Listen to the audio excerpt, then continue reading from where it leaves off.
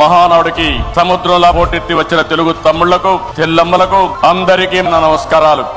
మన కళ్ల ముందు కనిపించిన యుగ పురుషుడు ఒకే ఒక వ్యక్తి ఎన్టీఆర్.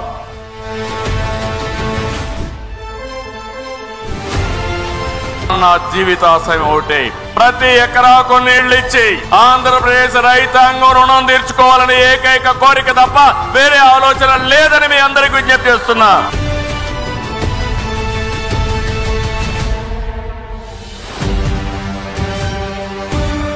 నిరంకుశ పాలన మీద తొలి తిరుగుబాటు పాదయాత్ర చేసినటువంటి తెలుగు సైనికుడు, తెలుగు సేనాధిపతి మన నారా లోకేష్ గారు.